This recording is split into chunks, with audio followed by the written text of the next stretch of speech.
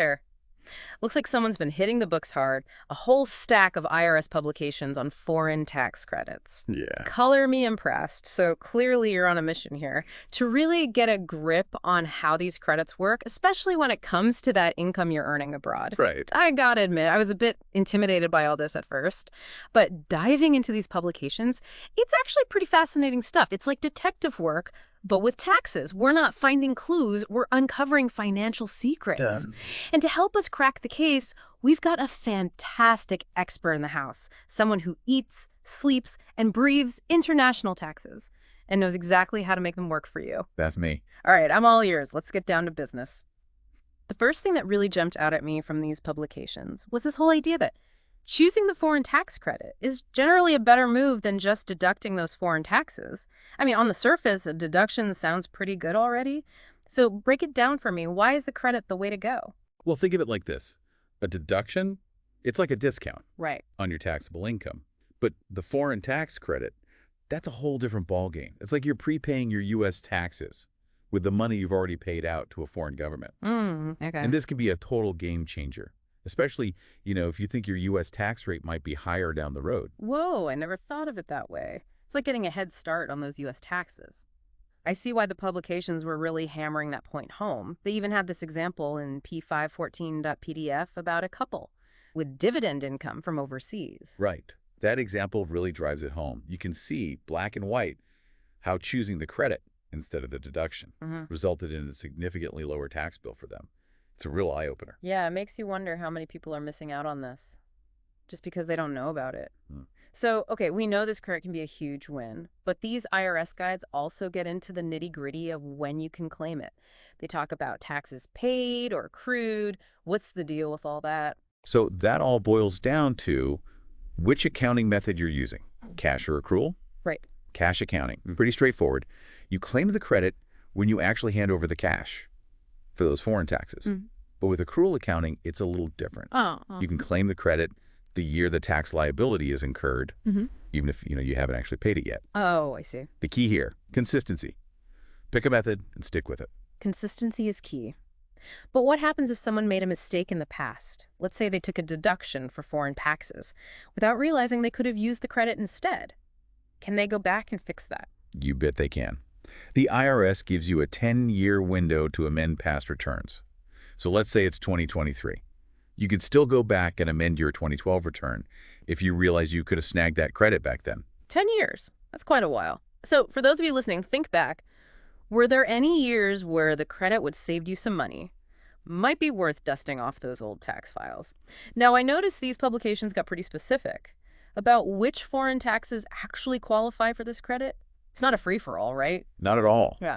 The IRS has some pretty clear criteria that a foreign tax has to meet to be eligible for the credit. So what are the hurdles? What makes a foreign tax eligible for this exclusive club? Well, first things first. The IRS wants to make sure it's a genuine income tax, similar to what we have here in the U.S., not just any random fee or charge. Makes sense. So what else are they looking at? One of the first things they check is whether the tax follows something called the realization principle. Essentially, this means the tax has to be based on income you've actually received or that's officially been credited to you, not some potential earnings down the road. Okay, so it's got to be money you've actually got your hands on. What else? Another big one. That tax needs to be imposed on your gross receipts, not just your net income. Think of it this way. A tax on your total sales, that would probably qualify. But a tax that only hits your profits after expenses might not make the cut. Ah, I see. So there are quite a few boxes to check. And I'm guessing there are some taxes that are automatically out, no matter what. Absolutely. You'll find this in publications like Pub 54. Taxes on income that's already excluded from U.S. taxes, those are a no-go. Yeah. Things like the foreign earned income exclusion, for instance, or the foreign housing exclusion. If the IRS isn't taxing that income, you can't claim the credit for foreign taxes paid on it. Right, that makes sense. Wouldn't be fair to get double taxed on income that the U.S. doesn't even consider taxable. But what about dealing with different currencies? That's going to complicate things, right? So for sure. The IRS, they want everything in U.S. dollars. So any foreign income and any taxes you paid in another currency, they need to be converted. Gotcha. And P514.pdf really stresses this. You have to use the correct exchange rate from the specific date those foreign taxes were paid. Oh, exchange rates. I can already see where this could get tricky. Currencies are always bouncing around, so that must affect how much credit you can actually claim. Right. A strong dollar could mean you get a smaller credit, but a weaker dollar might boost it up. It's like a financial gamble on top of everything else. I wouldn't say gamble, but Yeah. definitely something to be mindful of. Planning ahead, keeping an eye on those exchange rates, it could help you really squeeze the most out of that foreign tax credit. Okay, so another layer of strategy. Speaking of strategy, what happens if your foreign tax liability changes? After you've already filed your U.S. taxes and claimed the credit. That's when things get really interesting. The IRS calls this a foreign tax redetermination.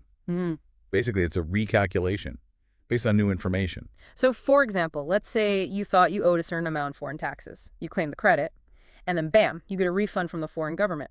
Or maybe they tell you even more. That's a redetermination, right? What should someone do in that situation? You got to tell the IRS about any changes to your foreign tax liability, even if it's just a refund. Gotcha. P514.pdf has a good example of this. Someone thought they were in the clear, then unpaid taxes from a previous year popped up. Yikes. Just shows you. Keeping good records, super important. It's like a giant financial puzzle where every single piece of information has to fit perfectly. Exactly. Now, while this foreign tax credit can be a fantastic tool, we got to remember there are limitations how much you can claim. It's not like you have an unlimited free pass. Ah, yes, those pesky limitations. The publications mention something called separate limit income categories. I gotta be honest, I'm a little lost on that one. Okay, so think of it this way. The IRS takes all your foreign income and divides it up, like sorting your laundry, into different buckets. All right, I'm with you so far. And for each bucket, there's a separate limit on how much credit you can claim for taxes paid on the income in that specific bucket. So instead of one big limit for all my foreign income, there are multiple mini limits based on how that income is categorized. You got it. All right, so what kind of categories are we talking about here? Okay, so we've got passive income. That's money you earn from investments, things like dividends and interest. Okay. Then you've got general income. That includes income from an active business, wages, things like that. Gotcha. There's also a category for foreign branch income. That's for profits from U.S. businesses operating in other countries. Interesting. And lastly, we've got the Section 951A category, which deals with something called GILTI, Global Intangible Low-Taxed Income. This comes from controlled foreign corporations. Okay, GILTI, that sounds like a whole other deep dive. Can you give us a quick rundown of what that's all about? Sure. So GILTI is basically the U.S. government's way of taxing certain income that's earned by foreign subsidiaries of U.S. companies. Okay. It can get pretty complex. But the important thing to remember is there are special rules for the foreign tax credit when it comes to GILTI income. All right, so accurately categorizing your income, that's essential for getting this whole foreign tax credit calculation right.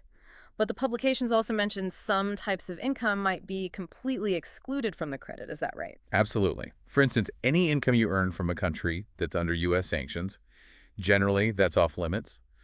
Table 1 in P514.pdf actually lists some of those countries, like Cuba and North Korea. So it's like a financial no-fly zone. Certain income sources are just off the table. Now, for all our investors out there, I know you're wondering how this all applies to capital gains and losses. Yeah, this is where it gets interesting. When you're figuring out the credit for capital gains and losses, you can't just use the numbers from your regular tax forms. There are special adjustments that come into play. More calculations. What are some of these adjustments we need to be aware of? One big one is the U.S. capital loss adjustment. Yeah. This basically limits how much of your foreign capital gains you could use for the credit. If you have overall capital losses in the U.S., it's making sure you're not getting credit for foreign gains that have already been wiped out by your U.S. losses. So it's all about keeping things balanced between your foreign and U.S. investments. What's the other adjustment you mentioned? That's the capital gain rate differential adjustment. This accounts for any differences in the tax rates between the U.S. and the foreign country where you made those gains. Okay. The idea here is you shouldn't get a bigger credit than you would if you'd earned those gains in the U.S. and paid taxes at the U.S. rate. Gotcha. It's like the IRS is playing referee, making sure everything is fair. I bet there's an example in the publications that illustrates this. There is. They use this example with someone named Mary, who has both U.S. and foreign capital gains and losses.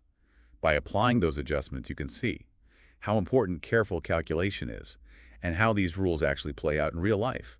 Got it. Pay attention to those capital gains and losses, folks. Now, I have a feeling this next part might be a little scary. The publications talk about something called recapture provisions. And it sounds like they could actually take back credits you've already claimed. Yeah, they can be a bit tricky. Basically, what recapture provisions mean is, under certain circumstances, the IRS might require you to reverse or recapture credits that you claimed in previous years. So it's like a tax time bomb. You think you're all good, and then the IRS comes knocking, wants their money back. It's not quite that dramatic, Yeah, but definitely something to be aware of. for sure. One of the most common types of recapture is called overall foreign loss recapture. This kicks in if you have overall losses from your foreign operations in 1 year. And those losses, they can potentially reduce the credit you can claim in future years, even if you have foreign income. So it's like the IRS is keeping a watchful eye on your past foreign losses, and they could come back to haunt you later. What was the other type of recapture you mentioned? Right, the other one is separate limitation loss accounts. This focuses on losses within those specific income categories. Oh, right. So if you take a hit in one category, those losses could potentially shrink the credit you can claim for income in other categories down the road. So it's not just my overall foreign losses that matter. The specific categories where those losses occur, those can trigger recapture too. Exactly. Are there any examples in the publications that show how this all works? There is one example. It uses a partnership loss from a fictional country X. Yeah. Shows how this overall foreign loss recapture can happen. Really highlights how complicated these calculations can get, especially for businesses that have operations overseas. Definitely sounds like you need to pay close attention to those losses. Before we get too deep into recapture, though, I want to switch gears a bit and talk about some of the helpful resources the IRS mentions in these publications. Okay. They actually provide a ton of resources to help you navigate this foreign tax credit maze. They do. And one of the most crucial tools, Form 1116. That's the form you'll need to claim the credit. It basically walks you through all those calculations, helps you figure out your credit limit, and even accounts for any carrybacks or carryovers. It's a must-have. So Form 1116, get familiar with it. Are there any other publications that might be helpful? Absolutely. If you happen to be living abroad, Pubbo 54, that's your new best friend. And honestly, these IRS publications are full of references to other resources that might be relevant to your specific situation. It's like a choose-your-own-adventure for tax guidance. Pick the resources that fit you and dive in. But no matter what, make sure you're keeping excellent records. Couldn't agree more. Documentation is key. Hang on to all those receipts, records of your foreign tax payments, any document that supports your claim. Think of it as building a rock-solid case for your foreign tax credit. All right, we've covered a lot of ground here in the first part of our deep dive. We have. We've really explored the fundamentals of the foreign tax credit, the benefits, the complexities, even some of the potential traps to avoid. Yeah, we've only just scratched the surface. All right, welcome back. Ready to dive even deeper into this foreign tax credit puzzle? Let's do it. Perfect, because we just touched on those limitations, on how much credit you can actually claim. And I think it's time to really break down how those limits are calculated. You got it. Because knowing how much credit you can actually snag, that's pretty important. Oh, absolutely. You don't want to leave any money on the table. Exactly. So how do we figure this out? Well, the IRS, they've got a formula for this. And get ready for it. It involves fractions. Oh no, fractions. Back to math class. Don't worry, it's not too bad. So you take your total U.S. tax liability and you multiply it by a fraction. Oh. That compares your taxable income from abroad to your total taxable income from both U.S. and foreign sources. So it's like figuring out the proportion of your income that came from overseas. Exactly. But here's where it gets a little more interesting. You have to calculate a separate limit for each of those income categories we talked about earlier. Right. Passive, general, foreign branch, and Section 951A. You got it. So wait, multiple limits. This is starting to sound a bit complicated. Think of it this way. It's the IRS's way of keeping everything balanced. They don't want you using credits from one category to offset taxes on income from a totally different category. That makes sense. So what if you hit one of those limits? Let's say you paid more in foreign taxes than the limit allows. Do you just lose out on that extra credit? Not necessarily. That's where carrybacks and carryovers come in. Okay, tell me more. So if you have unused foreign tax credits from 1 year because you bumped up against that limit, you might be able to carry those credits back to a previous year or forward to a future year Oh, to interesting. reduce your U.S. tax bill in those years. So it's like a way to salvage those unused credits and make sure you're really getting the most out of them over time. Exactly. And the IRS publications, they outline the rules for this, how many years you can carry those credits back or forward. Strategic planning is key. Now, I'm guessing there's a special IRS form for all of this. There is Form 1116. That's your go-to form for the foreign tax credit. Of course there is. It walks you through all those calculations, helps you figure out your credit limit, and even takes into account any carrybacks or carryovers. Form 1116, the Foreign Tax Credit Master Key. Even with the form, though, this could get pretty overwhelming, especially if you're dealing with income from multiple countries. It can definitely get complex. That's why sometimes, it's a good idea to get some help from a tax professional, someone who really knows the ins and outs of international taxes. Right. They can make sure you're not missing out on any potential savings. Sound advice. When it comes to complex international taxes, sometimes it's best to call in the experts. Now, I noticed the publications mentioned tax treaties quite a bit. Oh, yeah. What role did those play in this whole foreign tax credit situation? So tax treaties, they're basically agreements between the U.S. and other countries. Okay. And the goal, to prevent double taxation and to promote trade and investment. So it's like a diplomatic handshake, saying, hey, let's make sure people and businesses aren't getting unfairly taxed twice. Exactly. So how do these treaties actually affect the foreign tax credit? Well, some tax treaties have specific provisions that can change how the foreign tax credit works. Oh, interesting. For example, some treaties might let you treat certain U.S. source income as foreign source income when you're calculating the credit. Wow, that could really boost the benefits of the credit for some people. Absolutely. The publications mention several treaties with countries like Canada, the U.K., Japan, that had these kinds of provisions. So if you're listening and you have income from any of those countries, definitely worth checking out that specific tax treaty to see how it might affect your foreign tax credit calculations. Couldn't agree more. Tax treaties, who knew they could be so exciting? Well, in the world of taxes, every little advantage counts. Very true. All right, we've made it to the end of part 2 of our foreign tax credit odyssey. We tackled those limitations, explored carrybacks and carryovers, and even ventured into the world of tax treaties. We've covered a lot of ground. We're back for the grand finale of our foreign tax credit deep dive. It has been quite a journey. It really has.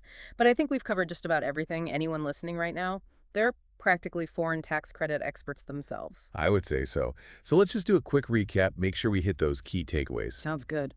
First and foremost, you now understand the power of the foreign tax credit. Right. It's all about reducing your U.S. tax bill by taking advantage of those taxes you've already paid to foreign governments. It's like making sure you're not paying twice on the same income. Exactly. And you now know the ins and outs of when to claim the credit, whether it's based on taxes you've actually paid or taxes that have accrued. And that consistency is key when you're choosing between cash and accrual accounting. Right, but we also learned not every foreign tax gets to join the foreign tax credit party. Those IRS requirements can be pretty tough. They are realization principle, gross receipts, the net income calculation. Those are all crucial factors when you're figuring out if a foreign tax is even eligible. It's like a whole checklist for foreign tax credit eligibility. Pretty much. And even if a tax passes that first test, there are still those limitations, like those separate income categories with their own limits, the whole carryback and carryover thing, and of course, documenting absolutely everything. Speaking of documentation, it's worth repeating. Hold on to those receipts, your foreign tax payment records, any document that backs up your claim. Like building a fortress of evidence. Exactly. And we can't forget about those currency fluctuations. You're now prepared to handle that too, using the correct exchange rates, understanding how those changing values can affect your credit. That's right. It's like a global financial dance, and you know the steps. We also demystified those recapture provisions, the ones that could potentially reverse your credits. Right. But now you know how to plan for that and minimize that risk. And we even explored how tax treaties can come into play, potentially expanding the benefits of the credit. All thanks to those agreements between the U.S. and other countries. It's amazing how much those international agreements can affect individual taxpayers. It really is. So, to wrap things up, I think we can safely say, you've gained a pretty comprehensive understanding of the foreign tax credit. The good, the bad, and the strategic. Absolutely. We've explored it all. You're ready to tackle your international tax situation head on. I have no doubt. But before we sign off, I want to leave you with one final thought. What new planning opportunities have you discovered in your own financial situation based on everything we've talked about? Great question. Take some time to reflect on your specific circumstances. Maybe even revisit those IRS publications and see how you can really leverage this credit, Knowledge is power. especially when it comes to taxes. We've had a great time diving into this with you, and we wish you the best of luck on your foreign tax credit journey. Absolutely. And if any other questions come up, you know where to find us. Until next time, happy strategizing.